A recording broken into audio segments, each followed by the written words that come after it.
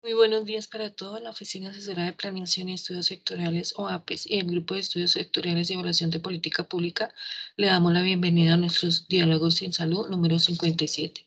El tema a tratar para el día de hoy es Evidencia Nacional en Salud Mental durante la pandemia por COVID-19, insumos para la acción. A continuación les vamos a dar unas recomendaciones generales para nuestra sección. Primero, les agradecemos a todos mantener sus micrófonos cerrados durante la sección y activarlo cuando vayan a participar. Segundo, por motivos de ancho de bandas y para evitar interrupciones, mantener desactivada la cámara durante la sección, activarla en caso de que vaya a participar. Tercero, en el chat encontrarán la lista de asistencia a la sección. A los correos que dejen registrados estaremos haciendo llegar el enlace de la grabación de la memoria de esta sección. Igualmente, así las preguntas o sugerencias. Cuarto, al final de la presentación tendremos una sección de preguntas y comentarios. Les agradecemos activar la mano, les iremos dando la palabra en orden. Por favor, una vez finalice su intervención, desactivar el icono de la manito. Quinto, al finalizar el seminario les agradecemos desconectarse de la sección. Sexto, finalmente les informamos que esta sección será grabada por la Oficina Asesora de Planeación y Estudios Sectoriales. La presentación y el video del seminario serán compartidos en los próximos días a sus correos y también estará disponible en la página del Ministerio en la sección de Diálogos en Salud. Esta es nuestra agenda de la sección para el día de hoy. Primero, apertura. Doctora Maritza Silva Vargas, coordinadora del Grupo de Estudios Sectoriales y Evaluación de Política Pública. Segundo, introducción. Doctora Constanza María Engativá Rodríguez, jefe de la Oficina Asesora de Planeación y Estudios Sectoriales. Tercero, desarrollo del tema Evidencia Nacional en Salud Mental durante la pandemia por COVID-19, insumos para la acción, a cargo de los doctores John Henry Borges Pitrago, médico psiquiatra, experto en adicciones de la Dirección de Promoción y Prevención del Ministerio de Salud y Protección Social. Y por la Subdirección de Enfermedades No Transmisibles, el doctor Miguel Uribe Restrepo, médico psiquiatra, actualmente profesor asociado y director del Departamento de Psiquiatría y Salud Mental de la Facultad de Medicina de Pontificia Universidad Javeriana. Cuarto, franja de preguntas. Este espacio de preguntas está moderado por las doctoras Marisa Silva Vargas y Patricia Rosso Lesmes, investigadora del Grupo de Estudios Sectoriales Evaluación de Política Pública. Quinto, cierre de la sección. Doctora Constanza María Engativá Rodríguez, jefe de la Oficina Asesora de Planeación y Estudios Sectoriales. Nuevamente, bienvenidos a todos y le doy el paso a la doctora Marisa Silva Vargas, coordinadora del Grupo de Estudios y Evaluación de Política Pública. Gracias, Alicia. Muy buenos días para todos. De nuevo, en nombre del Ministerio de Salud y Protección Social, de la Oficina Asesora de Planeación y del Grupo de Estudios Sectoriales, les damos la bienvenida a esta nueva sesión de Diálogos en Salud. Diálogos es un espacio académico cuyo propósito es la divulgación y socialización de estudios, evaluaciones e investigaciones. El día de hoy nos acompaña la Dirección de Promoción y Prevención con el tema que ya nos anunciaba Alicia, y es el resultado de los estudios de evidencia nacional en salud mental durante la endemia por COVID-19, insumos para la acción. Es importante señalar que la salud mental es un indicador fundamental del desarrollo humano, en tanto es un determinante esencial para la construcción de capital social, de redes de apoyo, de la calidad de los vínculos, de la productividad en contextos laborales y de la construcción de sociedades más pacíficas. A raíz de la pandemia generada por el COVID-19, la población del mundo, y Colombia en particular, por supuesto, ha tenido que enfrentar situaciones de miedo, preocupación y estrés que de alguna manera son respuesta normal a amenazas reales o percibidas que se presentan cuando nos enfrentamos a espacios de incertidumbre y a lo desconocido. Por tanto, surge la necesidad de crear acciones concretas por parte de la institucionalidad y, por supuesto, de, el sector salud para mitigar el impacto y el efecto de esta situación. Para ampliar un poco más el contexto de la sesión de hoy, le doy la palabra a la doctora Constanza Engativá, jefe de la Oficina Asesora de Planeación. Doctora Constanza. Muchas gracias, doctora Maritza. Un cordial saludo para todos nuestros asistentes del día de hoy, en especial también para nuestros panelistas, los doctores Borges y el doctor Uribe. Sí, como bien lo mencionabas, Maritza, esta pandemia nos ha causado o ha causado que las personas experimentemos reacciones de miedo, de preocupación en diversos niveles, ¿no? Sentimientos asociados tanto a la enfermedad como a las situaciones resultantes de las medidas gubernamentales que de alguna manera hemos estado implementando para la contención, la mitigación y la erradicación de la misma. Es poco probable que alguna persona en este momento no esté sufriendo alguna consecuencia de salud mental debido a la sensación de incertidumbre que representa esta situación en particular. Sin embargo, el espectro de estas manifestaciones es bastante amplio y tiene diversos niveles de intensidad en cuanto a la afectación que generan en la percepción de bienestar y en la capacidad del funcionamiento de nosotros las personas. Es decir, van desde afectaciones leves hasta afectaciones severas, desde reacciones habituales de estrés, como ya lo mencionabas, Maritza, manejo de emociones, relaciones, alteraciones de hábitos y comportamientos, hasta estas afectaciones que mencionamos de mayor complejidad, que pueden llegar hasta ideaciones suicidas o episodios de pánico, de depresión, ansiedad o de alguna conducta violenta que antes no se había dado y que por supuesto se podría llegar hasta a una exacerbación de síntomas de trastornos preexistentes. Sumado a todo esto que ya mencionamos, también está el temor de contraer el virus en una pandemia como estas, que nos llevan a restringir o que nos lleva a restringir nuestros movimientos en apoyo de los esfuerzos, no solamente de contener y ralentizar esta propagación del virus. Estas nuevas realidades del trabajo también desde casa, esa interacción permanente al interior de nuestros hogares y la falta de contacto físico, no solamente con nuestros compañeros de trabajo, con otros familiares, con amigos, es bastante importante que cuidemos nuestra salud mental y también la física. Claro, en este momento ya ha venido un poco entrando un poco la normalidad, sin embargo, persisten estos inconvenientes en comportamientos en cada uno de nosotros. El país en este momento, lo importante, ¿sabes qué? Es pues para todos, es que el país ha venido desarrollando varios estudios durante la pandemia, los cuales, pues, por supuesto, han puesto en evidencia situaciones de suma importancia, como lo es este estudio de solidaridad dirigido por la Asociación Profamilia, en el que se llevaron encuestas en los meses del año pasado, en abril y septiembre, con el propósito de identificar como cambios en los comportamientos y sobre todo en las expectativas inmediatas mientras el levantamiento de la cuarentena. Y este estudio reveló cosas muy interesantes. Reveló que el 98% de las personas que nos encuestaron pensamos que la pandemia era un problema totalmente grave y además que había una sensación de cansancio sin motivo, de nerviosismo, de rabia, desesperanza y sobre todo de una absoluta tristeza. Asimismo, también un aumento considerable en las cifras de violencia intrafamiliar, situaciones muy complejas para todos en el país, en donde una de cada 3 mujeres sufrió de alguna manera o experimentó algún grado de violencia en el hogar. Sumado también no solamente por temas de pareja, sino también al mal comportamiento por parte de los hijos. Y por otro lado también un aumento considerable en el consumo de sustancias psicoactivas, de tabaco y alcohol, entre otros. Pero además de este panorama, también tenemos en materia de convivencia social, es importante precisar que hay una situación de tensión sociopolítica, ¿no? Agudizada no solamente por la pandemia, sino por este malestar que se ha percibido por parte de la población debido a los efectos de la misma, a la exacerbación de los actos de protesta social, bueno, un sinnúmero de situaciones de frustración, de desesperanza, de reducción de la confianza en la institucionalidad, que nos lleva también a empezar a sentirnos un poco decaídos, un poco tristes. En este sentido, el Ministerio de Salud y la Protección Social, en cabeza de la Dirección de Promoción y Prevención, en especial del Grupo de Convivencia Social y Ciudadanía, viene adelantando acciones en materia de salud mental, tales como la generación de lineamientos, recomendaciones dirigidas no solamente a los actores de salud, a estos actores importantes, los prestadores, los aseguradores, sino también desarrollando una serie de capacidades en salud mental y consumo de sustancias psicoactivas. Gestión que es importante que escuchemos el día de hoy a nuestros expositores. De cualquier manera, los retos permanecen y el sistema de salud en general requiere fortalecer la atención primaria.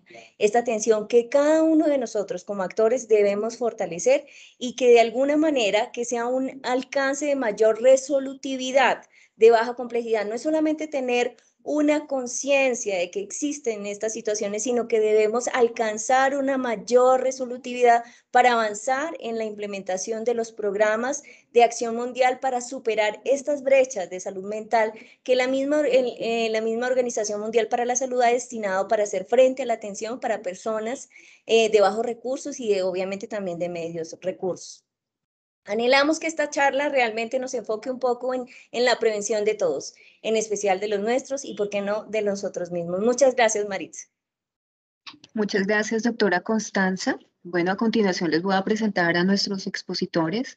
El doctor John Henry Bohórquez Buitrago, médico especialista en psiquiatría de la Pontificia Universidad Javeriana, investigador y profesor universitario.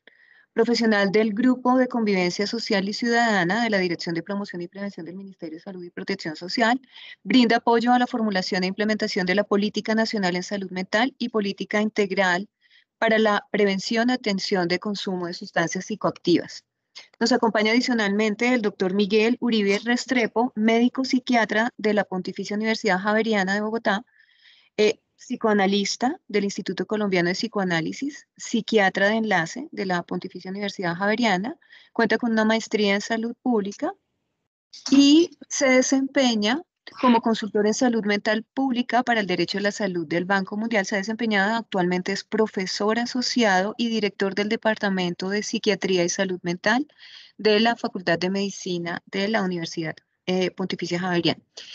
Les recordamos, antes de iniciar y antes de darle la palabra al doctor John, les recordamos a nuestros asistentes que tenemos en el chat el listado de asistencia donde les haremos llegar las presentaciones más adelante.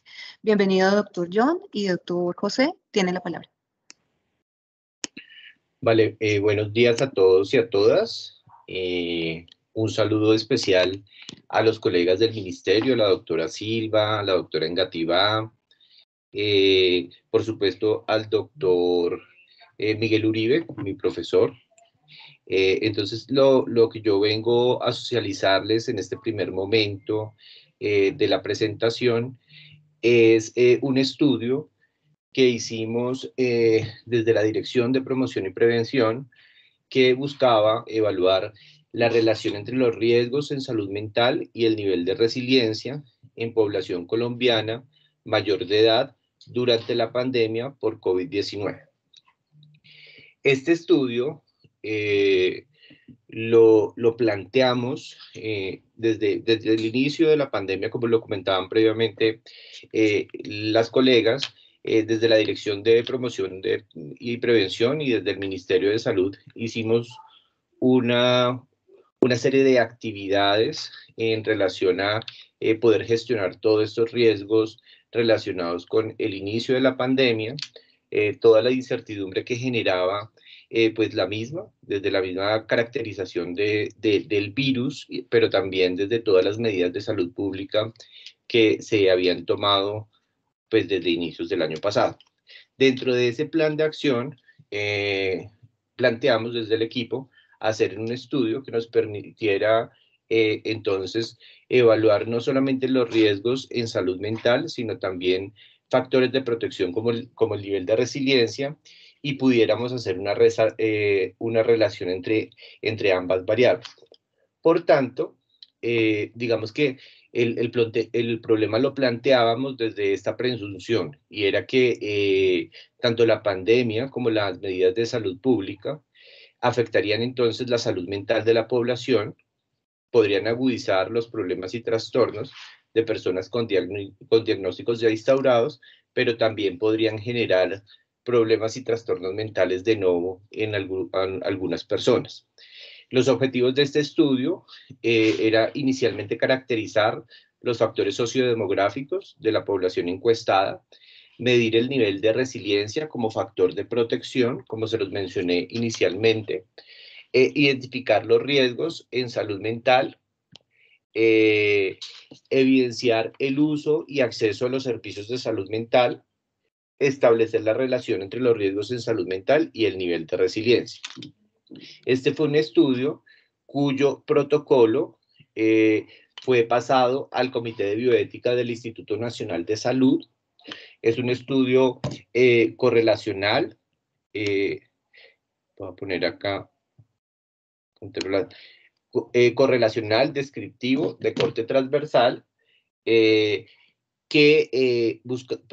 entrevistamos a personas de 18 años y más que habitaban en todo el territorio colombiano, cuyos criterios de inclusión eran, entonces, personas mayores de 18 años que aceptaran de manera voluntaria pues la participación del estudio. Fue un cuestionario autodiligenciable, cuyo muestreo fue por conveniencia a través de la modalidad virtual, como muchos de los estudios que se hicieron durante la pandemia. Tenía varios dominios de análisis. Un análisis que estaba orientado a evaluar datos sociodemográficos de la muestra. Estas preguntas, muchas de ellas se derivaban o fueron las mismas de la Encuesta Nacional de Salud Mental del 2015. En cuanto al nivel de resiliencia, aplicamos la escala de Connor y Davidson. Esta escala evalúa entonces el nivel de resiliencia y algunas preguntas relacionadas con el soporte social. En cuanto a los riesgos en salud mental, se aplicaron unas pruebas del ESRQ, un instrumento que se utiliza desde el tamizaje, elaborado por la Organización Mundial de la Salud y que evalúa no trastornos, o sea, diagnósticos, sino riesgos en salud mental de población adulta, es decir, la posibilidad de tener un problema mental, digamos, desde el sentido más anticipatorio al trastorno. Lo digo, digamos, por las personas que nos acompañan acá. Acá no estamos haciendo, digamos, diagnósticos de patologías o trastornos, sino estábamos evaluando riesgos relacionados a lo que cuantifica el SRQ, específicamente ansiedad y depresión. Y en cuanto al consumo de sustancias psicoactivas, aplicamos una prueba denominada ASSIST. Hicimos algunas preguntas relacionadas con la exposición a violencias, unas preguntas de inclusión social y unas preguntas relacionadas con el acceso a los servicios de salud mental. Espérenme un segundo que están acá. Un momento.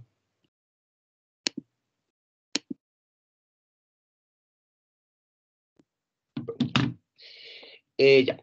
Este es el componente sociodemográfico de nuestra encuesta. Obtuvimos desde el inicio de la pandemia hasta diciembre 18.779 respuestas en todo el territorio colombiano. Verán acá ustedes que la mayor participación fue pues, de la región andina, de la región central, territorios digamos que tienen mayor conectividad a Internet, y tuvimos una menor participación de territorios como Baupés, Amazonía, Bichada y Guainía. Esto lo digo porque los datos no los voy a presentar desagregados por dirección territorial o por cada uno de los departamentos y distritos, sino los voy a presentar a nivel nacional, dada estas características de la muestra. Verán ustedes que tuvimos una mayor participación en Bogotá, en Antioquia, en Valle del Cauca, en Cundinamarca, y una menor participación, como les mencionaba, en los territorios de la región de la Amazonía. De estas personas que fueron encuestadas, acá vemos la distribución por rangos de edad. Vemos que la mayoría de personas estaban entre los 25 y 45 años de edad. La mayoría de las personas que respondieron a nuestra encuesta, casi 7 de cada 10 o 7 de cada 10, eran mujeres. En cuanto a la distribución por nivel educativo, la mayoría de personas tenían un nivel educativo universitario, técnico, tecnológico o de posgrado. Verán ustedes, es decir, eran personas con un nivel educativo alto. Y en cuanto a la pertenencia étnica, algunas personas se identificaban como negros, mulatos, afrodescendientes o afrocolombianos, indígenas, siendo, digamos, la menor proporción de las personas que fueron entrevistadas.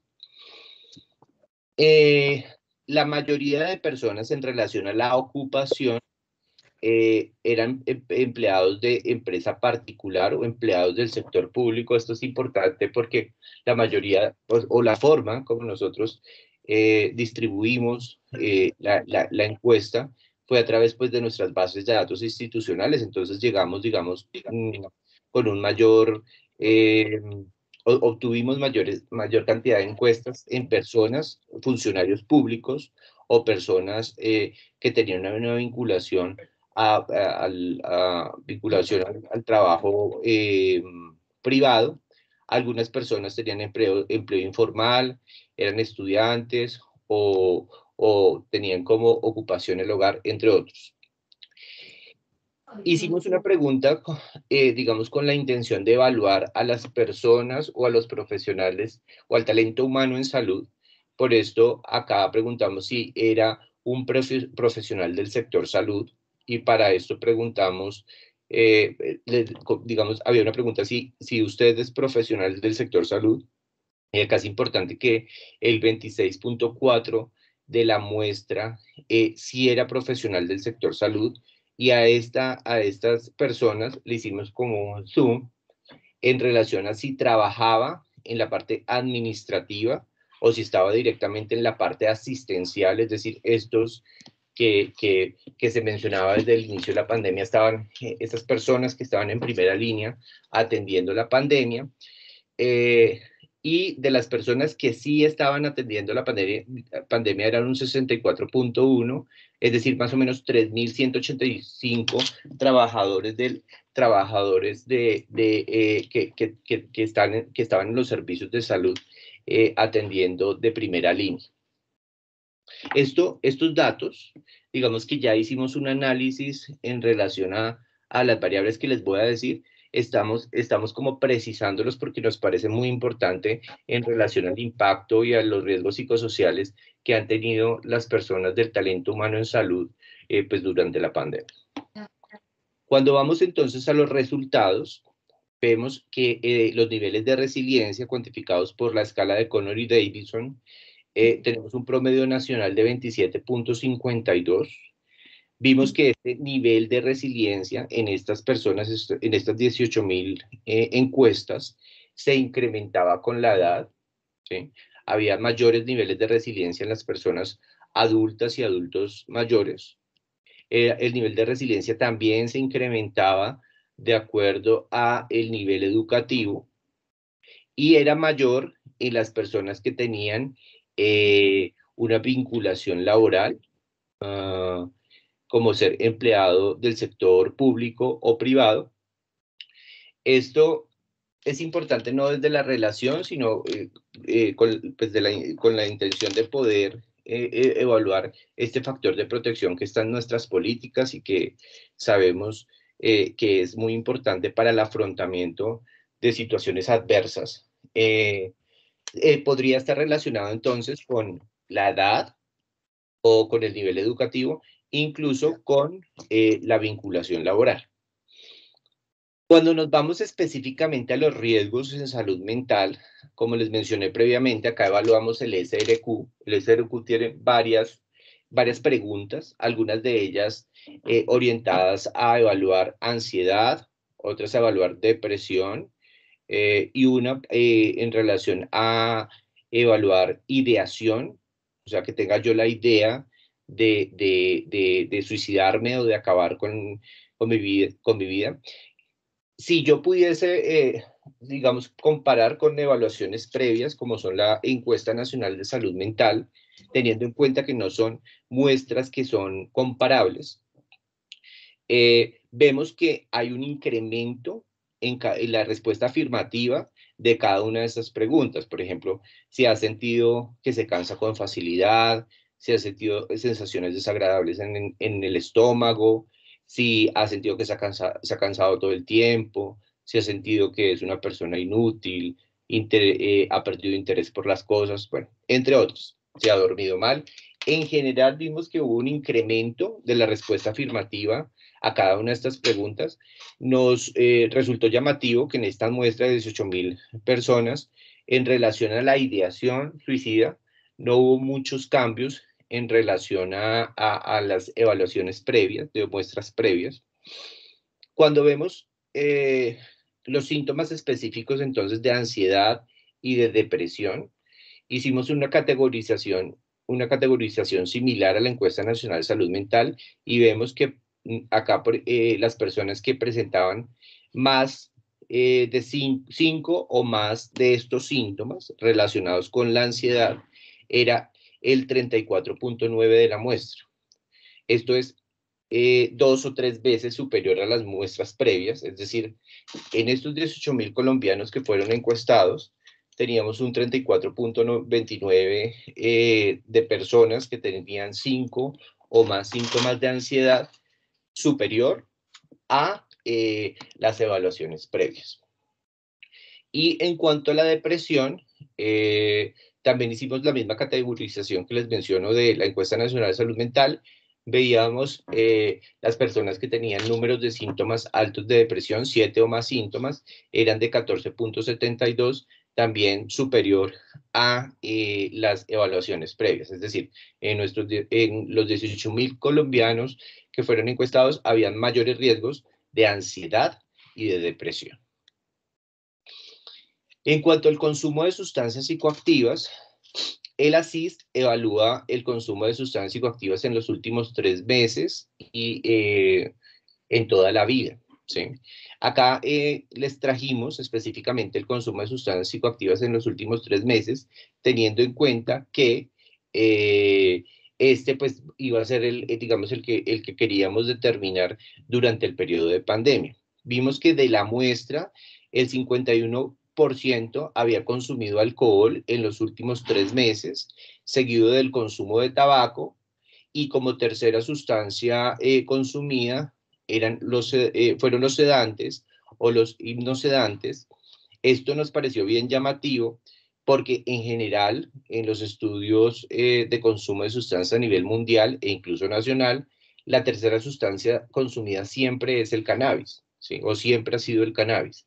En esta muestra de 18.000 colombianos, digamos que la tercera sustancia consumida con fines psicoactivos eran los sedantes. Esto es muy importante porque podría estar relacionado con estos síntomas de ansiedad, con alteraciones del patrón de sueño, bueno, entre otros. En relación a cuando esto sería consumo en general, y acá vemos los riesgos asociados al consumo determinados por el ACIST, vemos que en relación, por ejemplo, a las bebidas alcohólicas, había un porcentaje mínimo, pero no, digamos, mínimo en relación a... Entonces, ese es el problema, o sea, que ahorita no tiene carga como... ¿Micrófono abierto?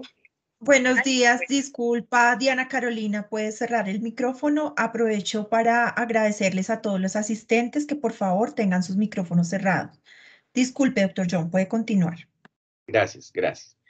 Entonces les mencionaba que aunque son porcentajes muy bajos, pues acá estamos pensando, digamos, viendo personas que tienen riesgo alto asociado al consumo de alcohol, sedantes, es decir, que requerían de una atención mucho más multidisciplinaria y quizás mucho más estructurada que las personas que tenían riesgos bajos. Existían entonces en nuestra muestra personas con riesgo alto al consumo de alcohol y a sedantes. Cuando comenzamos o hicimos un análisis en relación a los riesgos puntuados en el ACIST, esto es riesgo asociado al consumo de sustancia psicoactiva, y el número de síntomas positivos de ansiedad, que esto es muy importante para documentar la comorbilidad o la puesta en paralelo, cuando yo tengo, digamos, en el mismo momento, entonces, síntomas ansiosos y consumo alcohol. Vemos que acá vemos los síntomas, entonces, de ansiedad. Vemos el que tiene un síntoma, 2 síntomas, 3 síntomas, 4 síntomas, y así.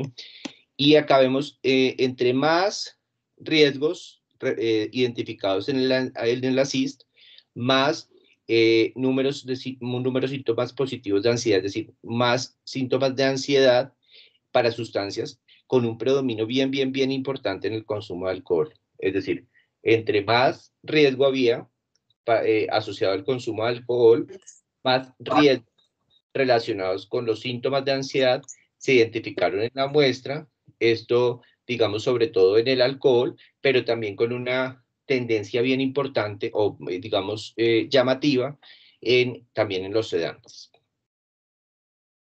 Cuando relacionamos entonces los síntomas positivos de depresión, es decir, los síntomas o el riesgo de depresión con estos síntomas o riesgo relacionado al consumo de sustancia psicoactiva, vemos que en el alcohol también tenemos una tendencia ascendente, importante también, pues, no solamente para la comorbilidad que se ha documentado en la evidencia entre la depresión y el consumo de alcohol, sino incluso para la implementación de estrategias que ya hemos avanzado en Colombia en relación a la identificación de estos riesgos en prestador primario, en equipos básicos. Lo mismo, digamos, como la misma tendencia en el consumo de sedantes, que como les mencioné, era la tercera sustancia pues consumida. En cuanto a las violencias, vimos que hubo, digamos, un porcentaje pequeño de exposición a violencias, pero un porcentaje que consideramos que debemos, digamos, visibilizar acá en relación a violencia económica y patrimonial, el 1.5 reportaron exposición a estas violencias. En cuanto a violencia sexual, el 0.1%. En cuanto a violencia psicológica, el 4.2%, y en cuanto a violencia física, el 0.6%. Acá, digamos, además de preguntar si habían estado expuestos a violencias, preguntamos sobre las personas que no buscan ayudas para afrontar la situación. Y acá, digamos que nos llamó la atención que, por ejemplo, en el caso de la violencia sexual, ¿sí?, no buscan ayuda el 85%, cuando esa violencia fue perpetuada por la pareja, ¿sí?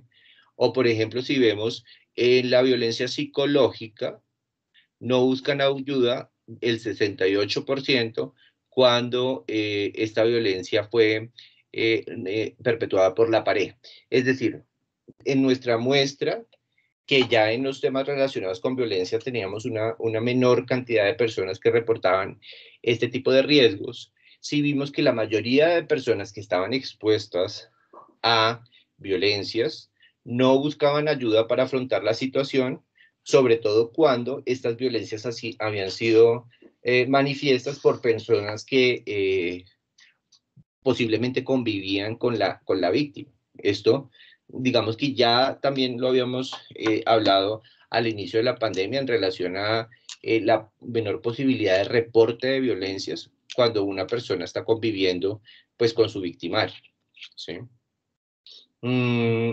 Entonces, digamos que también es un asunto a analizar en relación al confinamiento en el cual estábamos en esos meses. En cuanto al nivel de resiliencia, en función de la búsqueda de ayuda, vemos que las personas que buscaban ayuda tenían mayores niveles de resiliencia cuantificados por la escala de Connor y Davidson. La mayoría de personas o el lugar donde más se buscaba ayuda en las personas que habían sido expuestas a violencia física era un familiar, en el caso de la psicológica, a la comisaría o a un familiar, en caso de la sexual, a los servicios de salud, en caso de la económica o patrimonial, a la policía. En cuanto al soporte social, acá evaluamos con qué frecuencia puede acudir a alguien para discutir sus problemas o dificultades o para pedir un consejo. La mayoría de personas mencionaron que lo podían hacer algunas veces o siempre, ¿sí?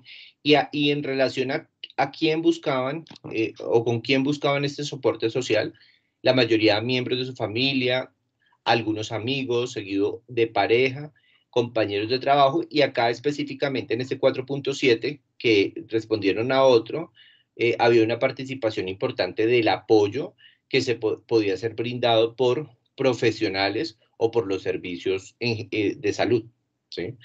Seguido también pues de las prácticas espirituales.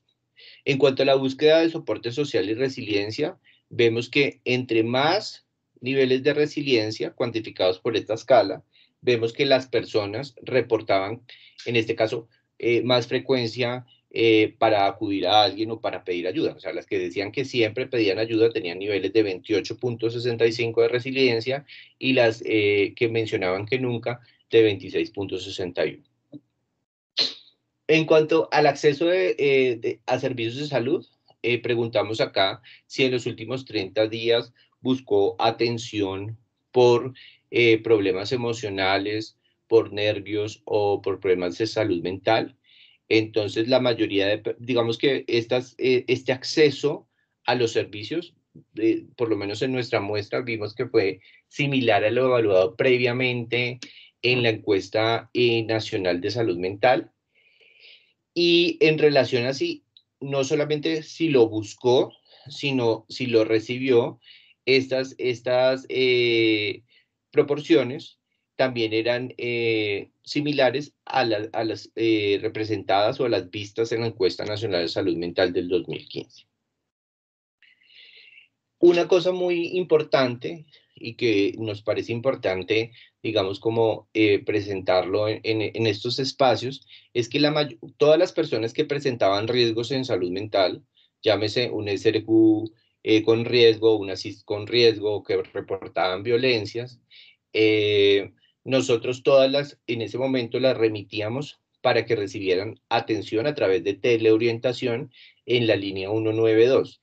La línea 192 fue parte de esta respuesta que se hizo desde el Ministerio de Salud a la pandemia. En la línea 192, pues digamos, todas las personas teníamos la posibilidad de llamar y recibir una atención telefónica por parte de psicólogos clínicos que tenían, digamos, un protocolo para hacer las atenciones. Entonces, todas las personas que presentaron riesgo en nuestro estudio, iban a teleorientación, o sea, recibían esa teleorientación, por supuesto, si lo aceptaban. De esto, tuvimos 327 solicitudes de personas con riesgos detectados allá y que hacíamos teleorientación con interacciones de 587, esto incluía seguimientos. La mayoría de personas que recibieron teleorientación fueron mujeres, igual que nuestra muestra, con las mismas, digamos, grupos etarios. Lo más frecuentemente reportado ya en la teleorientación, la mayoría era reacciones al estrés, o sea, situaciones muy reactivas a lo que estaba pasando, algunos síntomas de ansiedad, otros síntomas de depresión. Casi 4 de cada 10 requirieron seguimiento, 3 de cada 10 se resolvieron con orientación psicológica, entre otros, pero acá lo que nos parece muy pues, importante es que 5 de cada 10 casos solo se pudieron gestionar con este procedimiento de teleorientación, es decir, había personas con riesgo que nosotros derivábamos a la teleorientación y de esos que se derivaban, el 50%, es decir, 5 de cada 10 casos, podíamos resolverlo solamente desde la teleorientación, y los que realmente requerían remisión a los servicios de salud eran 2 de cada 10. Nos parece importante este dato porque, digamos, no solamente por las orientaciones de política pública, sino también por la evidencia, aumentar la oferta del acceso a la teleorientación en cada uno de los entornos va a ser muy importante para continuar gestionando de manera adecuada estos riesgos. En cuanto al retorno a las actividades cotidianas, que también lo evaluamos, entonces preguntamos acá si después del aislamiento preventivo obligatorio había podido retomar sus ocupaciones. La mayoría de personas respondieron afirmativamente, es decir, que sí lo habían podido hacer, pero había una diferenciación entre las personas que tenían riesgos en salud mental y las que no tenían riesgo. Verán ustedes que en cuanto a los riesgos en salud mental, acá está graficado las personas que estaban en riesgo y acá está graficado los que estaban sin riesgo.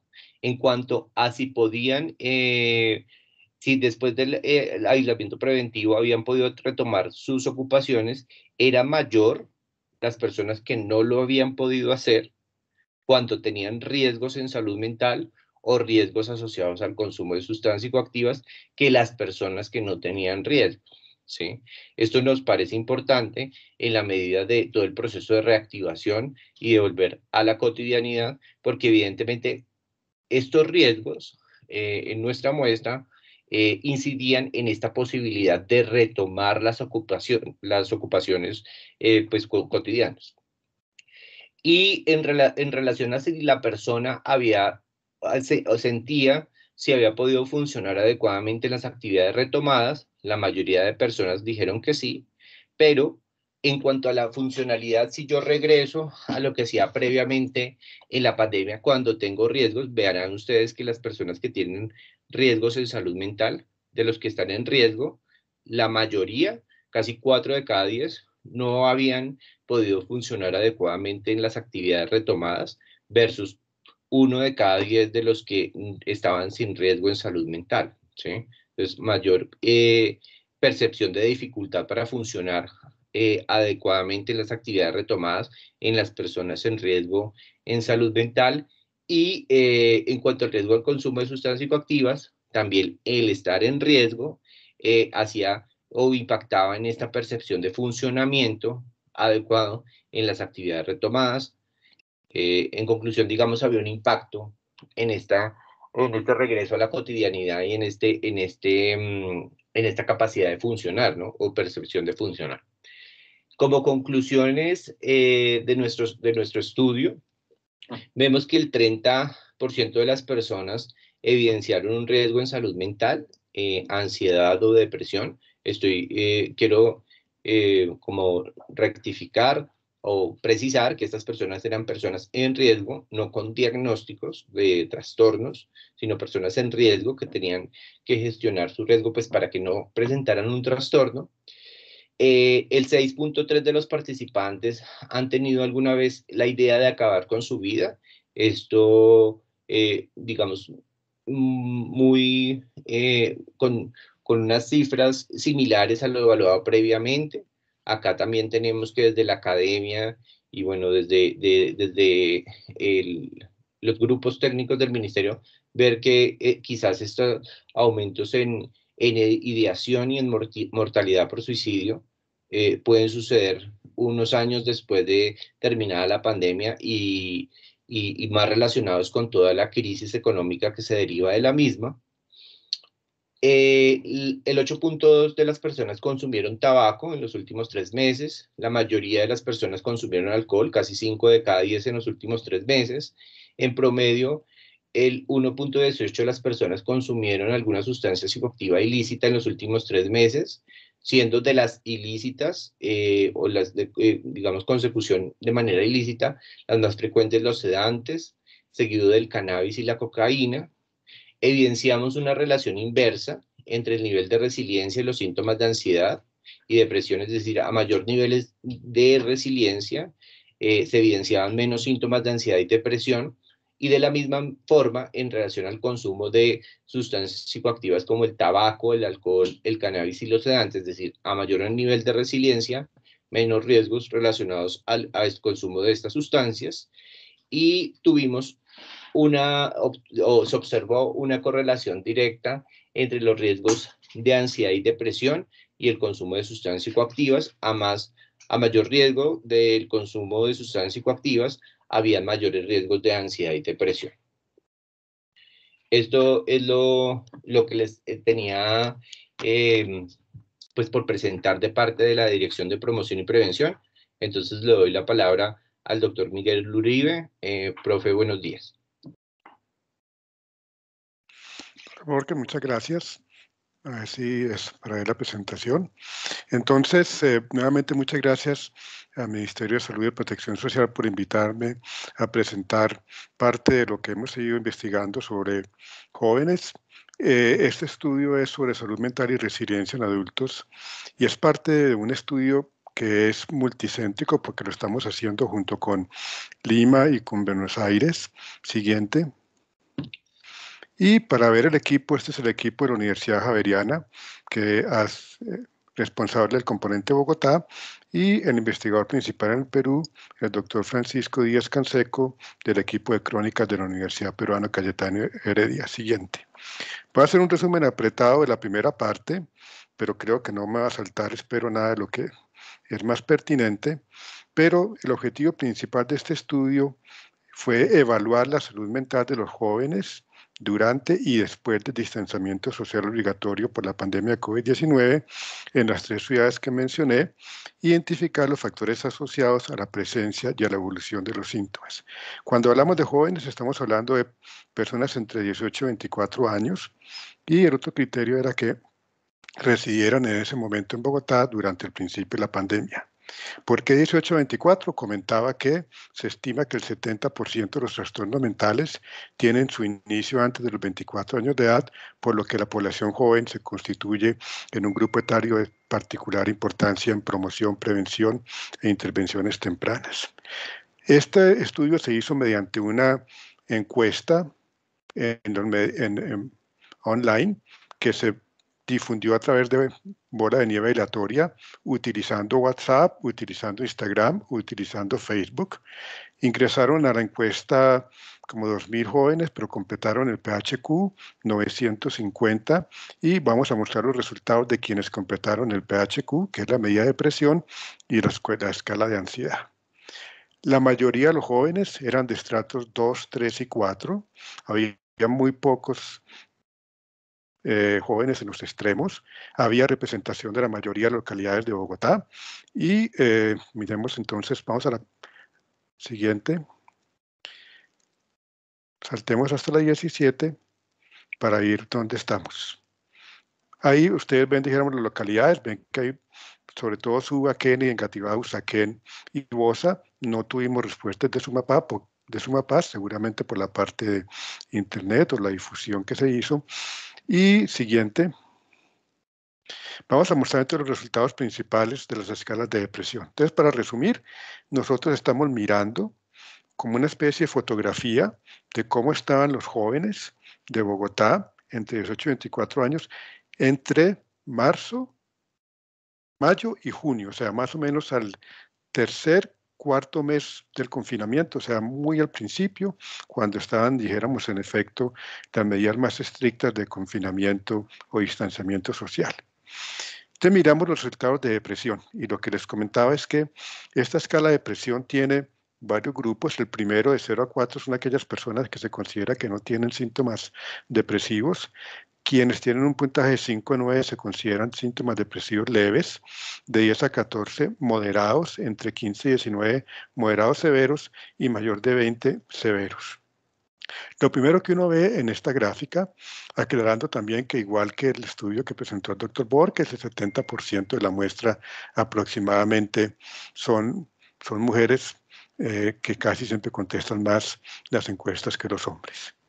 Entonces, lo primero que nos llamó la atención es que si ustedes miran bien, solo el 9% de la muestra no tenía síntomas depresivos.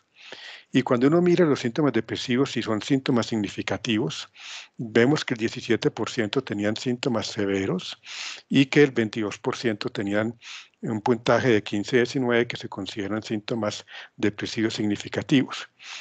Vale la pena aclarar que aquí estamos midiendo es la presencia autorreportada de síntomas depresivos, que no es necesariamente un diagnóstico de depresión, pero sabemos que mientras más alto el puntaje reportado de síntomas depresivos, más probable es que haya un diagnóstico de depresión.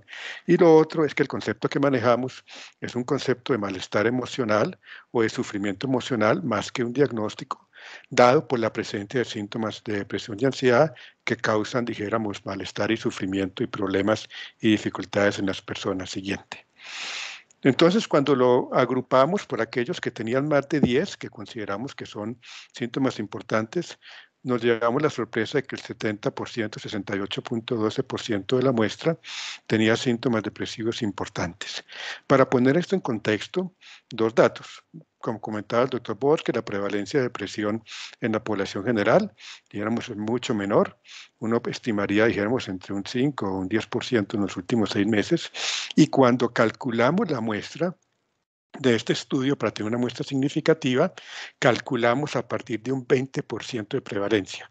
Pensábamos que dado la pandemia y dado el confinamiento íbamos a encontrar más síntomas depresivos, pero para darles una idea de lo que teníamos de base, esperábamos que máximo un 20% y encontramos este resultado siguiente.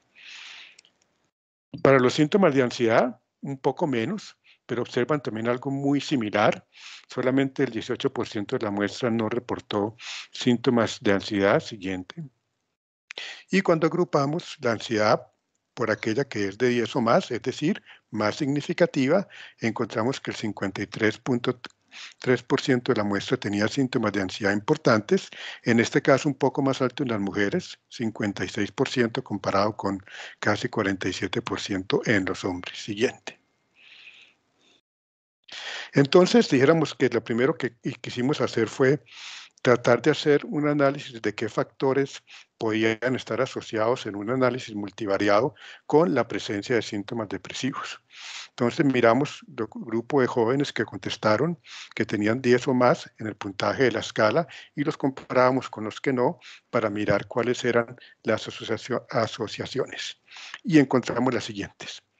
Hay una asociación con ser mujer, con estar poco informado sobre el COVID-19 en ese momento, también una asociación positiva con la percepción de la cuarentena como estresante, o si un miembro de la familia había perdido el empleo, hay una asociación con más síntomas depresivos, también si las relaciones con la familia y los amigos empeoraron, y con una disminución de la actividad física. Quienes reportaban disminución de la actividad física, había una asociación con mayor síntomas depresivos.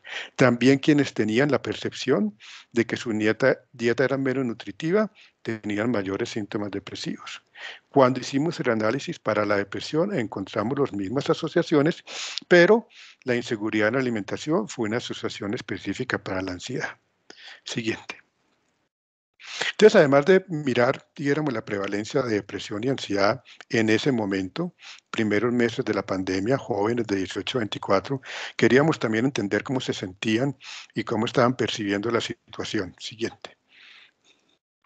Entonces, para darles una idea, por ejemplo, les preguntamos qué tanto habían salido de la casa y si miran bien, más o menos el 60% de la muestra solamente había salido o no había salido o había salido solamente 1 o 2 días, o sea que había un confinamiento real y había muy poca posibilidad, estas personas no habían salido casi de su casa. Siguiente. Les preguntamos también ciertas cosas sobre su percepción. El 56% de ellos pensaban que la cuarentena que había impuesto el gobierno en ese momento era apropiada. También consideraban muy importante el 63% de la muestra, que la cuarentena tendría un impacto negativo sobre su futuro académico laboral. Recuerden que estamos hablando mes 3, mes 4, y ya en ese entonces ellos pensaban, esto va a tener un impacto negativo sobre mi futuro académico y laboral. Curiosamente, el 84.6 no pensaban que el coronavirus no los afectara, o sea, ellos sí creían que el coronavirus los podría afectar a los jóvenes, contrario a lo que muchas personas pudieron haber pensado. Y también les preguntamos, porque en ese momento recuerdo que había mucha conversación entre muchos de nosotros, si la cuarentena y la experiencia, dijéramos, de la pandemia iba a traer algo bueno para nosotros o para la sociedad o cambios, etcétera. Y el 41.8 sí pensaba que de pronto la cuarentena podría tener más. Perdón, el 19% pensaba que podría tener consecuencias positivas, pero la mayoría de ellos, 41.8, pensaban que tendría consecuencias negativas más que positivas. Siguiente. No pensaban que en 6 meses todo volvería a ser como antes. 72% no lo creían. Creo que estaban en lo correcto. El 81.5% pensaban que el sistema de salud no estaba en capacidad para atender los casos de coronavirus y que las personas no estaban respetando las medidas en ese momento. Entonces, si ustedes piensan en eso, lo que estaban pensando era, estamos, dijéramos, muy preocupados, estamos pesimistas, creo que esto va a tener muchas consecuencias negativas, tenemos temor a que no haya capacidad de responder frente a esto, estamos de acuerdo con las medidas, pero pensamos que esto va a traer más consecuencias negativas que positivas.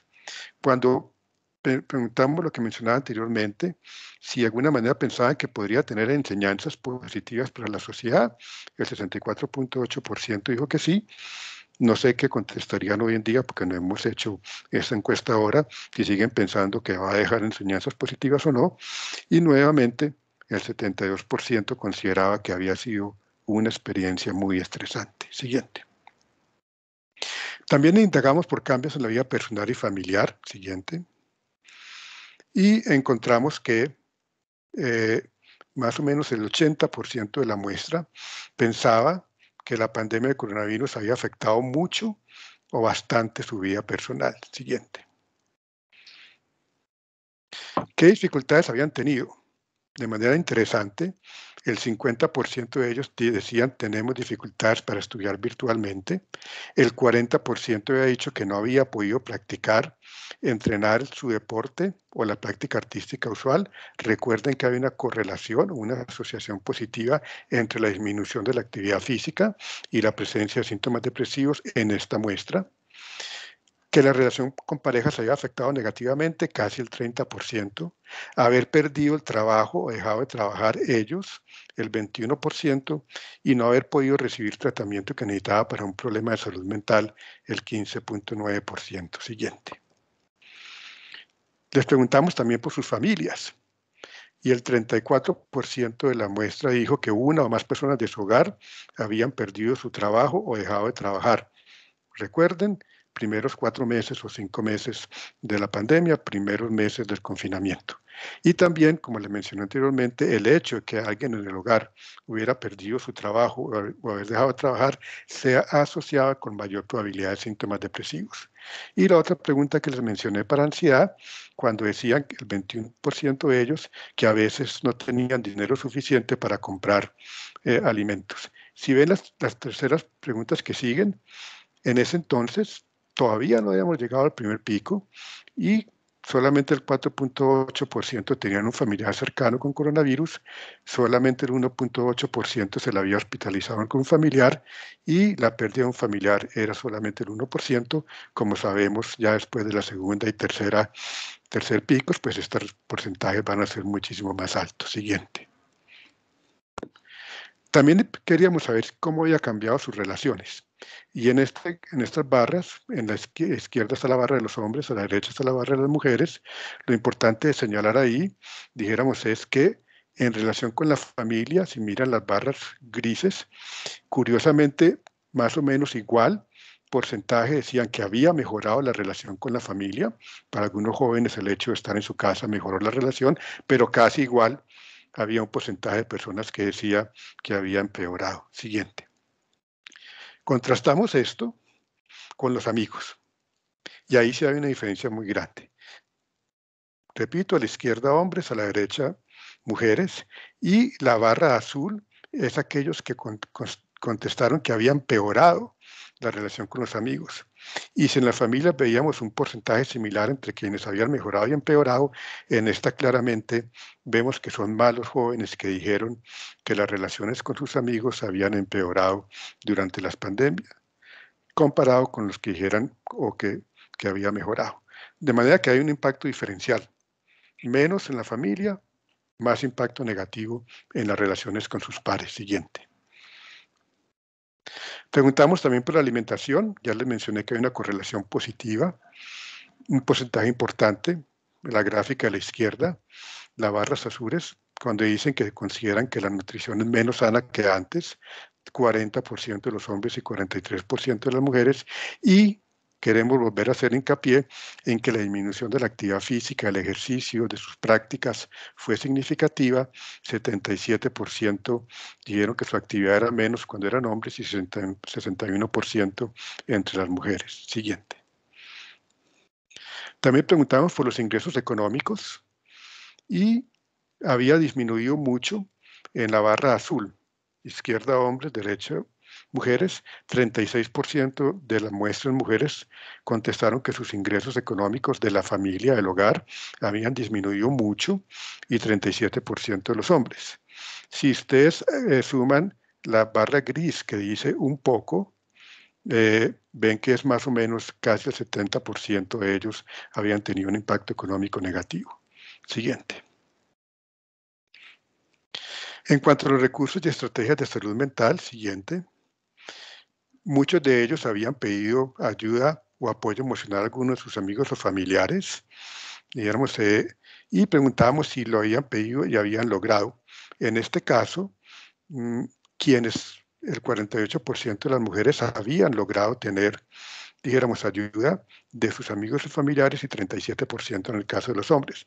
El doctor Borges también nos presentó datos similares en el caso de la encuesta que hicieron con la población general, aunque ustedes encontraron más porcentaje de personas que sí obtenían la ayuda. La barra de la mitad, la barra color naranja, muestra a aquellos que quisieron hacerlo pero no lo lograron. O sea, quisieron buscar una ayuda o apoyo en amigos o familiares, no la encontraron, más o menos el 20% para ambos géneros. Siguiente.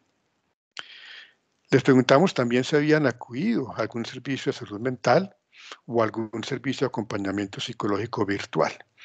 Y ahí nos interesa la barra naranja, que en el 14% de los hombres quisieron hacerlo, pero no lo lograron encontrar, y el 20% de las mujeres no pudieron encontrarlo. Si queremos verlo por el lado, dijéramos, de quienes sí lo lograron hacer, fueron el 14% de las mujeres y el 9% de los hombres. Claro, la mayoría de ellos, curiosamente, no quisieron, dijéramos, buscar ayuda o no necesitaron buscar ayuda o acompañamiento psicológico virtual, a pesar de que como grupo tienen unos síntomas depresivos y ansiedad importantes. Siguiente. Pero nos interesaba mirar entre aquellos que tenían los síntomas más altos, o sea, quienes pensamos que tienen más necesidad de ayuda, correlacionado con tener más problemas, más sufrimiento, y ahí encontramos en la barra naranja, que en el caso de los hombres, 37% no lograron encontrar ayuda cuando la buscaron, y en el caso de las mujeres, 32%. Pero aumenta el porcentaje de aquellos que sí encontraron ayuda. Entonces, en conclusión, más síntomas depresivos y ansiedad, más sufrimiento emocional, más búsqueda de ayuda, más encuentran ayuda, pero sigue habiendo un porcentaje de ellos que buscan la ayuda y no la encuentran en acompañamientos virtuales. Siguiente. ¿Qué ha pasado después? Hicimos un segundo seguimiento a esta cohorte, o sea, quienes habían completado la encuesta en mayo y junio del 2020, los contactamos nuevamente en diciembre del 2020. ¿Por qué diciembre? Porque en diciembre ya se habían levantado un buen número de restricciones, había un aumento de la movilidad. Recuerden que hubo muchas más reuniones familiares, la gente salió más, y recuerden que es antes de que empiece el segundo pico. O sea, pensábamos que era un buen momento para decir, bueno, de pronto lo que vimos hace 6 meses fue resultado de un confinamiento específico en el principio de la pandemia y ahora es distinto. Hay que aclarar que la muestra disminuye, como en toda cohorte, que el seguimiento no es lo suficiente, pero son más o menos 360 personas quienes contestaron la segunda encuesta, y lo importante es resaltar que los síntomas depresivos seguían presentes. Cuando esperábamos que hubiera una disminución, porque ya pasó la fase aguda, porque era reactivo, porque diciembre, porque había pasado la primera ola, porque había, dijéramos, ya noticias de que venían vacunaciones y demás, eso no fue suficiente para disminuir los síntomas depresivos en esta muestra. El 40% de ellos tenían síntomas depresivos severos y solamente el 12%, muy parecido a la primera encuesta, no tenía síntomas depresivos. Entonces, en conclusión, lo que vimos en la primera muestra persiste en la segunda. Hay también que aclarar que de pronto quienes contestaron la segunda eran personas que tenían interés en contestarla porque tenían problemas y dificultades. Puede haber un sesgo de selección. Siguiente. En el caso de la ansiedad es muy similar. Dijeron solo el 15% de la muestra de quienes contestaron en diciembre no tenían síntomas ansiosos, o sea, persistían niveles de ansiedad similares. Siguiente. De modo que, ¿cuáles fueron nuestras conclusiones hasta ahora? Primero, un impacto significativo sobre la salud mental, malestar emocional, sufrimiento emocional, síntomas depresivos, ansiosos, percepción de estrés, percepción de dificultades, desesperanza frente al futuro, en jóvenes de 18 a 24 años en Bogotá durante los primeros meses de la pandemia, que persiste 6 meses después. Con una alta prevalencia de síntomas depresivos y de ansiedad. También tenemos una reflexión sobre, muchos de nosotros preferimos durante los primeros meses hablar de distanciamiento físico y no distanciamiento social, para decirle a las personas que había la posibilidad de seguir teniendo interacciones virtuales. Sin embargo, los jóvenes nos están diciendo que sus relaciones sociales con pares tuvieron efectos negativos, posiblemente porque, por más que quisiéramos, hubo un distanciamiento social importante. Que los factores económicos, la disminución de ingresos, la pérdida del empleo en algún familiar, son elementos claves. Se correlacionaron, hubo una asociación positiva con síntomas depresivos y sabemos por otros modelos que es posiblemente lo que va a predecir cómo va a estar el bienestar emocional de los jóvenes en los próximos 2 o 3 años. Es decir, educación, empleo, oportunidades y obviamente los ingresos del hogar. En algunos mejoró la red familiar, no en todos, que lo contrario tendió a pasar en la red con pares, que tendió a verse, dijéramos, afectada negativamente. Siguiente. Y las recomendaciones que hicimos en ese momento, que tuvimos la reunión también con el equipo del ministerio, era que había que fortalecer los programas de acompañamiento psicológico virtual, telemedicina, teleorientación, fortalecer modalidades de apoyo e interacción con pares. En ese entonces se podía hacer lo que se podía hacer, pero eso es una urgencia ahora. Es decir, cualquier programa que pensemos hacer nosotros de salud mental con jóvenes, tiene que incluir a otros jóvenes, tiene que incluir pares y en eso creo que hay un trabajo grande que hacer. Que había necesidad de diseñar estrategias de información sobre salud mental durante el aislamiento dirigido a población joven, pues toda la población, pero como el objeto de estudio era 18-24, que fuera apropiado a su edad. También que era necesario abrir espacios de retroalimentación con la educación virtual, para que fuéramos entendiendo lo positivo y lo negativo y cómo estaba afectando eso a los jóvenes en ese momento. Y también indagar un poco más sobre las razones que dificultaron el acceso a los servicios de salud mental. Siguiente. Y bueno, los otros programas de fortalecimiento del sistema y las redes de atención, una vigilancia epidemiológica activa. Creo que dijéramos, esta cohorte nuestra, esta específica, ya tenemos el segundo seguimiento, no creo que podamos hacer nuevo, pero debemos seguir haciendo, ojalá el ministerio y otros actores sigan haciendo un seguimiento de cómo está la salud mental de la población y también, dijéramos, por grupo etario, una vigilancia, dijéramos, activa sobre estos aspectos. Pensamos que hay necesidad de programas innovadores para actividad física y social, porque no sabemos cómo va digamos, a desenvolverse muchas cosas de nuestra vida social en los siguientes meses. Reforzar la tamización en atención primaria, la telesalud, la telepsiquiatría, que si bien hubo dificultades, recuerden que también tanto el estudio del doctor Borges como este muestran que un buen porcentaje de las personas que buscaron la ayuda sí pudieron encontrar la ayuda a través de la telemedicina y la telesalud, y fortalecer también como una capacitación a la población en primeros auxilios psicológicos. Esas son las conclusiones de nuestro estudio. Muchas gracias. Doctor José Miguel, mil gracias, y al doctor John, muchas gracias. Tenemos 15 minutos, quisiéramos abrir un breve espacio para recoger inquietudes de nuestros asistentes. Si tienen alguna pregunta, abrimos el espacio. Por favor, quien esté interesado en plantear la pregunta, levantar la mano. Y ya nuestros expositores nos apoyarán con sus respuestas. Recordarles, entre tanto, que en el chat tenemos el enlace de asistencia. Allí nos dejan sus datos de correo y a esos datos de correo les estaremos compartiendo esta presentación, e igualmente si tienen inquietudes adicionales y quieren contactar con el doctor John y con el doctor José Miguel, pues estaremos abiertos para que ustedes avancen. Bueno, por ahora no tenemos preguntas. Quería plantearle, doctor John o doctor José Miguel, en este contexto que ustedes nos comparten, ¿qué recomendaciones nos podrían brindar en términos de acciones de política pública para mitigar los riesgos, digamos, en el contexto también comunitario? Ok, no sé, doctor Uribe. Adelante, doctor Borges. Yo había como hecho como unas notas en relación a, digamos que lo que creo que es como un desafío para toda la población en relación al cuidado de la salud mental en este momento donde estamos como terminando la pandemia y comenzando una nueva realidad, o como lo queramos mencionar.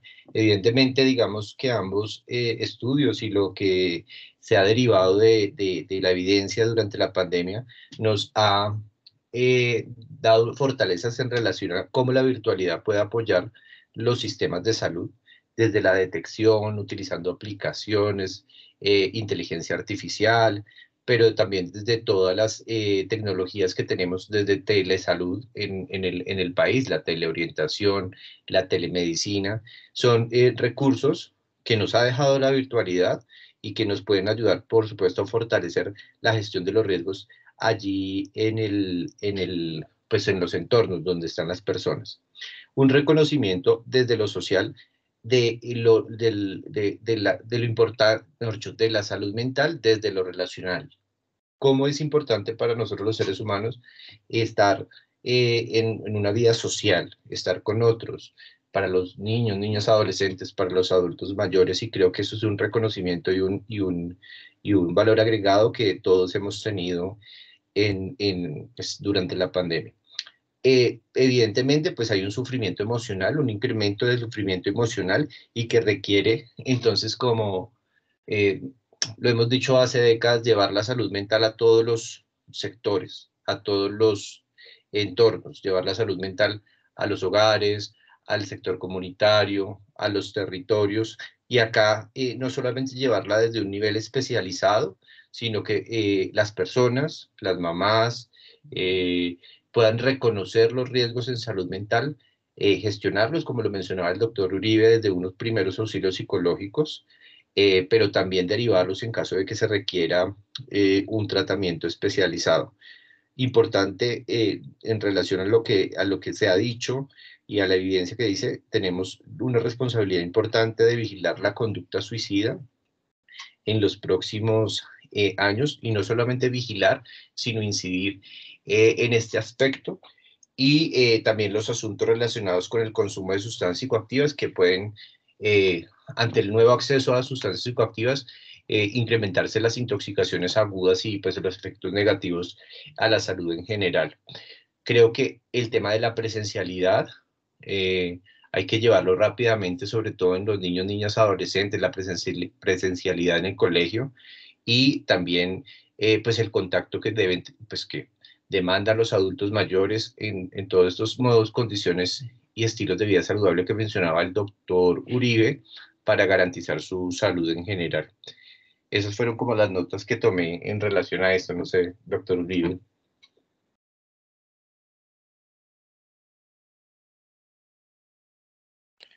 Sí, comentar un poco específicamente sobre el grupo, dijéramos, de jóvenes. Estoy de acuerdo con todo lo que comentó el doctor Borges, pero si uno se pone a pensar qué sucedió durante esos primeros meses de la pandemia, y que va muy en la línea del análisis del doctor Borges, es los jóvenes y todos nosotros teníamos nuestros recursos emocionales y teníamos nuestras redes de apoyo distribuidas. Es lo que se llama como una especie de yo distribuido. O sea, nosotros estamos en nuestras casas, pero recibíamos apoyo, interacciones desde la calle, desde, dijéramos, en la universidad, en el trabajo, en los sitios donde uno interactúa con personas, en amigos, en eventos sociales, artísticos y demás, y de pronto todo eso se volcó para la casa, para la familia. Entonces hubo ahí una, dijéramos, dificultad, y entonces lo que hay que volver a reactivar son esas redes de apoyo. Entonces tenemos que pensar qué es lo que hace que para los jóvenes, por ejemplo, 18-24, les dé bienestar y les dé ese apoyo. Y que no son necesariamente pues ni consultas ni nada por el estilo, sino que son acciones previas. Estamos buscando mucho en cuál es la función, por ejemplo, de artes, actividades artísticas, actividades deportivas, no necesariamente deportes, todo ese tipo de actividades que los jóvenes desarrollan y que fueron perdidas durante esta época, pudieran ser también acciones de la comunidad que son apropiadas para darle apoyo a los jóvenes. Y por eso es necesario que los incluyamos en el diseño de las intervenciones.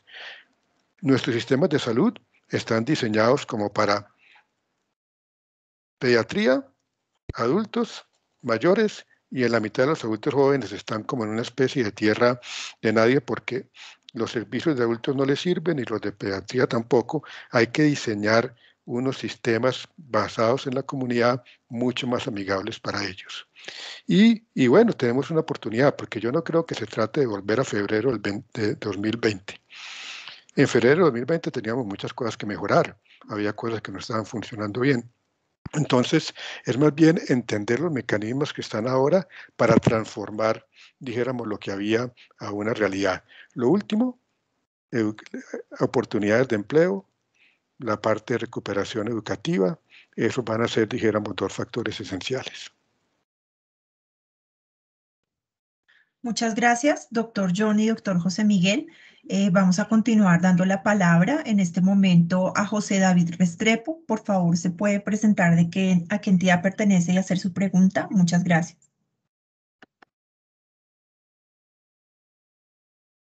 Muy buenos días a todos y a todas. Soy José David Restrepo de la Secretaría de Salud de Medellín, del área de salud pública. Agradecerles primero que todo la invitación. Muchas gracias al doctor John Henry, que lo estuvimos molestando toda la mañana para poder ingresar, y a la colaboración pues, de todos para poder ingresar. Muy interesante realmente poder participar de estos espacios que nos enseñan y nos orientan sobre las necesidades en salud mental de la población. Sí le quería preguntar al doctor José Miguel, me llamó mucho la atención su presentación, si en el proceso de investigación habían notado o apuntado cuáles eran las barreras que la gente decía o referenciaba para acceder a estos servicios de telesalud, porque aquí en Medellín digamos que hemos hecho una apuesta importante por revivir todas estas líneas de servicios telefónicos, incluirle a eso prestación de telepsiquiatría, de telepsicología. Sin embargo, hemos encontrado que hay dificultades, digamos, de conexión por recursos, por disponibilidad de dispositivos, pero básicamente solo hemos encontrado esas dos dificultades, digamos, unas muy materiales. ¿Ustedes qué otras circunstancias o qué dificultades les referenció la población en el acceso a la telesalud, en salud mental? Muchas gracias por la pregunta, doctor Restrepo. Yo creo que nosotros, dijéramos, en esta encuesta específica, indagamos si habían tenido dificultades.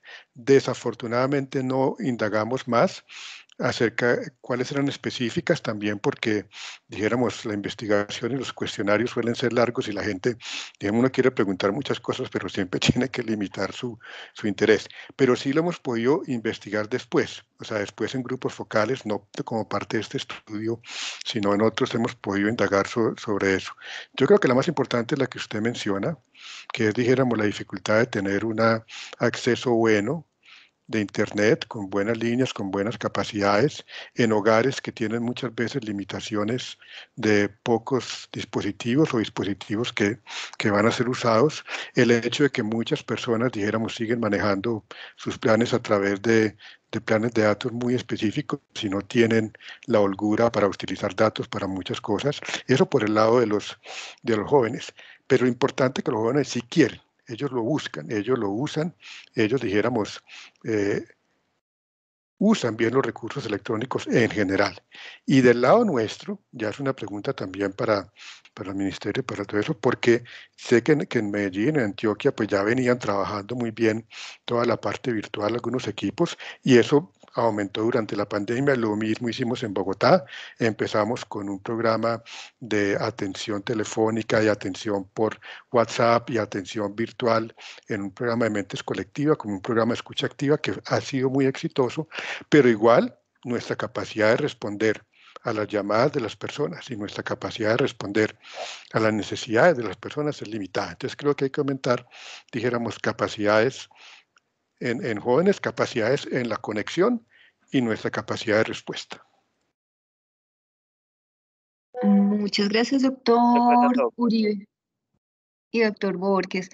Quisiera hacer una pregunta propuesta para nuestros invitados y para nuestros asistentes. Dado que tuvimos esta circunstancia tecnológica, no sé si disponen de unos minutos adicionales, tipo 12 y 15, para que podamos abordar las preguntas de nuestros asistentes. Si nos regalan 15 minutos, la sesión estaba programada hasta las 12. Ustedes me dirán.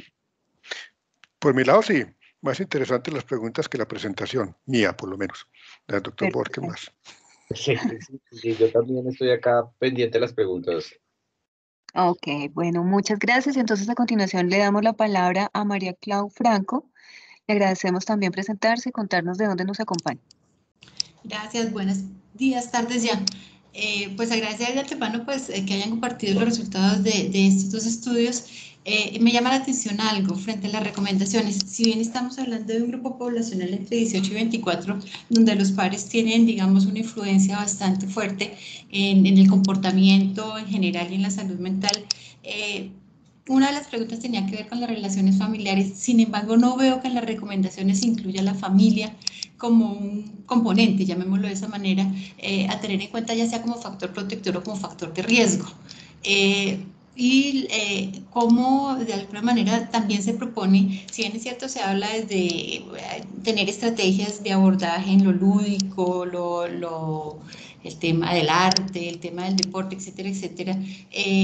Finalmente, la familia potencia o bloquea muchas de esas acciones que pudieran llevarse a ellos, más allá de lo tecnológico, en lo relacional mismo. ¿Cómo se ve y si fue considerado el tema de la familia y la influencia en los desarrollos de estas propuestas y en los efectos que pudieran tener los jóvenes en el marco de ser sujetos de esas intervenciones o de esas estrategias? Y por otro lado, sí quisiera saber también si ese grupo poblacional se revisó dentro de las variables el estar o no escolarizado, porque los comportamientos son absolutamente distintos cuando los jóvenes están escolarizados e incluso en su relación con las familias. Entonces, pregunto eso, pues unas para claridades y otras como para poder tener, porque entiendo que todos estos diálogos nos van a dar herramientas para formular el Plan Decenal de Salud Pública. Y soy de las que soy partidaria de que la familia es un bien positivo para poder afectar o deteriorar la salud mental. Gracias. Bueno, el primer comentario es que no lo notamos en las recomendaciones, pero acabo de anotarlo en las recomendaciones. Muchas gracias. Me parece que nos faltó hacer hincapié en la parte de la familia. Como vieron, dijéramos, hay una mezcla más o menos pareja entre los jóvenes de nuestro estudio, entre quienes contestaban que la relación con la familia había mejorado y aquellos que contestaban que había empeorado. Toda la razón, dijéramos, cuando los recursos emocionales y de apoyo pasan exclusivamente a la familia, sobre todo durante esos primeros meses, y ya no está ni el colegio, ni la calle, ni los sitios de encuentro, sino que todo cae en la familia, pues la familia se ve frente a una situación que no tenía antes. Y la familia, y específicamente las mujeres, porque las mujeres tenían que seguir haciendo lo que estaban haciendo, muchas de ellas seguir trabajando, y bueno, dijéramos que ahí hay un tema que nos parece importante. Entonces sí, esas recomendaciones están, y lo otro es que aunque nosotros nos enfocamos en el grupo 18-24, creo que hay una tarea pendiente también, y es saber, porque sabemos la encuesta del doctor Borges y el ministerio nos muestra mucho en adultos, pero no sabemos mucho qué pasó con la salud mental en otros grupos de edad, dijéramos de los chicos hasta los 5 años, de 5 a 10, esos grupos de edad, entre otras porque los estudios son un poco más complejos metodológicamente y demás, y pues bueno, nosotros estábamos trabajando, como ustedes saben, en una encuesta o en un estudio cohorte en jóvenes, entonces era muy lógico para nosotros seguir, dijéramos, indagando en ese grupo de edad, pero pienso que ahí tenemos una deuda, y eso tiene que ver con la familia, porque claro, se refleja mucho, dijéramos, la parte de la capacidad y la salud mental de la familia en la salud mental de los niños, dijéramos, de edades que no fueron contempladas en nuestro estudio.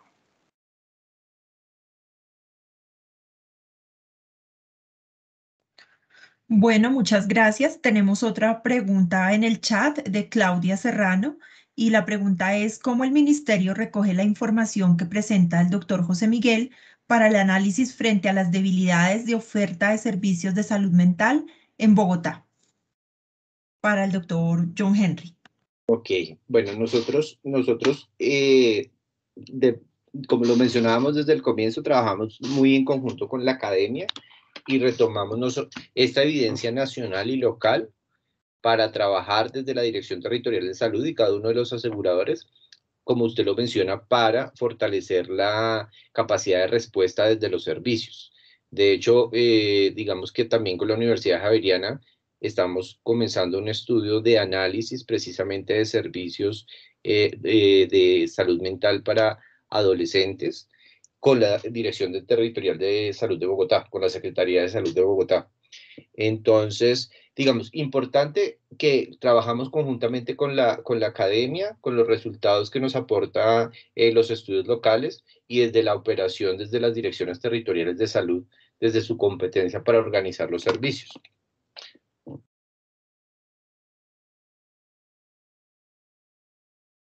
Muchas gracias, doctor John. Bueno, veo dos manos aún levantadas. Quisiera preguntar, María Claudia, no sé si quisieras agregar algo o continuamos. Qué pena, no bajé la mano. Tranquila, tranquila. Bueno, le damos la palabra al enlace Boyacá. Igual que los anteriores, por favor, presentarse y contarnos de dónde nos acompaña específicamente.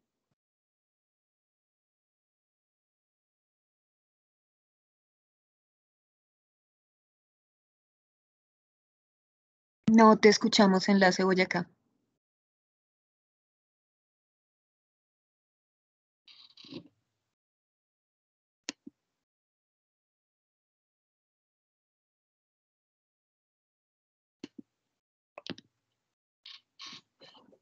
No escuchamos. No sé si prefieras ponerlo en el chat si tienes dificultades. Ahí, sí. Ay, gracias. Me acaba de quitar el auricular. Buenas tardes a todos. Soy Adriana Flores, médica epidemióloga salubrista. Soy enlace territorial del Ministerio para Boyacá, agradeciéndole muchísimo al doctor José Miguel y al doctor John Henry las exposiciones de los trabajos realizados. Queda uno como de todas formas con el interés de saber qué ha pasado con la salud mental de niños y adolescentes, como uno de los espacios propuestos para que se pudiera desarrollar también en una futura ocasión, sobre todo porque la afectación también de la salud mental de los adultos puede incidir o pudo haber incidido de una manera muy importante en la de los niños y adolescentes, aparte de la misma situación que se estuvo atravesando. Quisiera de pronto, no sé si es en este espacio o en uno posterior, conocer la importancia de el apoyo de las entidades de educación, tanto en niños como en adolescentes, referentes, digamos, como a dos situaciones. Uno, la que puede estar prestando directamente la institución de educación, llámese colegio, llámese universidad en algunos adolescentes que inician temprano la universidad. Y la otra, el tema de los amigos y compañeros y cómo los vínculos que se formaron previo a la pandemia y que por alguna situación se rompieron, ya sea porque los chicos tuvieron que salir de su colegio, de la universidad por cuestión de pronto económica o por alguna otra razón, o que perdieron el año y pues no fue una pérdida de año común y corriente, sino fue una pérdida de año y de vínculos porque ya no se ven con sus compañeros de manera permanente ni con sus profesores. Entonces me queda como esas ganas de poder entender un poco más esa afectación que pudieron haber tenido los niños y los adolescentes, sumado a otras situaciones como el tiempo familiar extenso, el agotamiento de los padres con las múltiples actividades, el no poder desarrollar, como lo comentó el doctor José Miguel, en jóvenes, no poder desarrollar sus actividades físicas y sus actividades lúdicas que normalmente estaban desarrollando antes de la pandemia. Muchas gracias, muy interesante todo. Vale, voy a permitir responderte. Muchas gracias por tu pregunta. Vamos a tener espacios. Estos espacios los hacemos con ocasión de la formulación del Plan Decenal de Salud Pública, como lo mencionaron. A comienzos de octubre vamos a tener un encuentro nacional de desarrollo humano y salud mental, que ustedes van a recibir la invitación.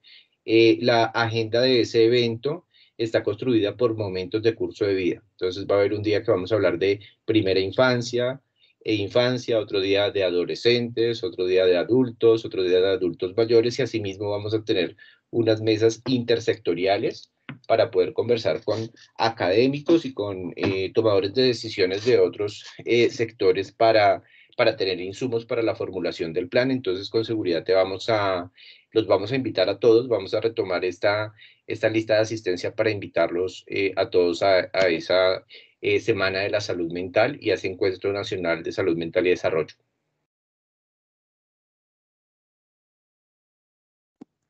Sí, de pronto comentar algo, y es que no lo comenté en la presentación, pero para contextualizar un poco, si bien nuestros hallazgos son muy particulares, porque es una muestra muy particular, también durante los últimos meses han aparecido estudios con distintas metodologías, con poblaciones, dijéramos, más grandes, en distintos países del mundo, y sí muestran, dijéramos, que el impacto específicamente en la población de adultos jóvenes es muy significativo. O sea, son resultados que tienden a coincidir, digamos, en distintas partes del mundo, que nos está mostrando eso.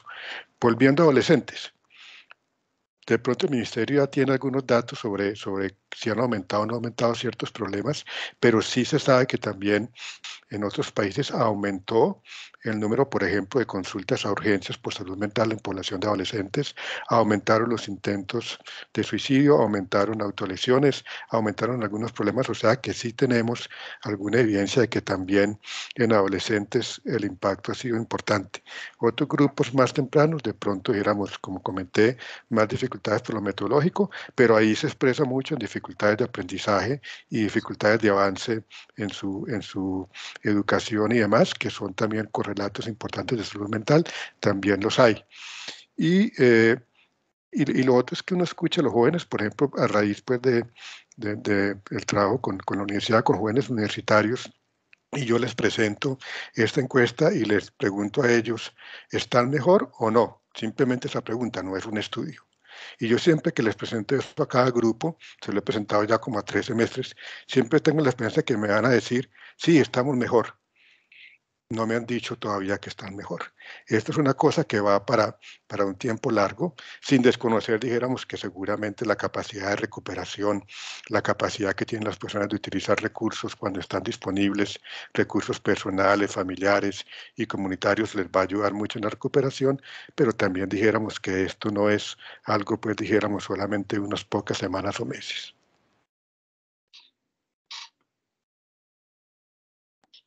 Muchísimas gracias, doctor José Miguel y doctor John Henry, por las presentaciones de sus estudios.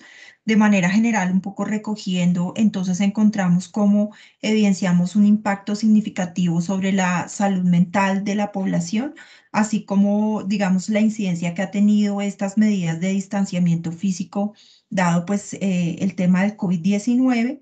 De igual manera como, digamos, acá se ha evidenciado ese impacto en grupos específicos de la población como son los adolescentes, y también se encuentra como esos retos que hay desde el sector salud, de cómo poder avanzar en acciones que sean, digamos, efectivas en este sentido, pero también el de involucrar a otros actores, incluyendo, por supuesto, la comunidad. Y finalmente, pues hacer como el llamado a seguir avanzando en la realización de este tipo de estudios que efectivamente sirva para la toma de decisiones de política pública. Muchísimas gracias.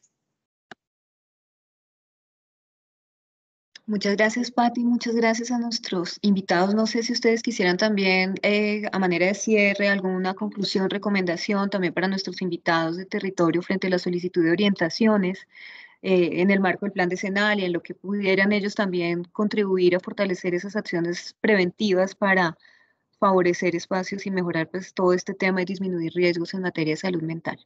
Doctor John y luego el doctor José Miguel. No, en el marco de la formulación del plan decenal, desde todas las oficinas del ministerio hay varios espacios de participación donde se van a retomar insumos para la formulación del plan y para la elaboración de los indicadores.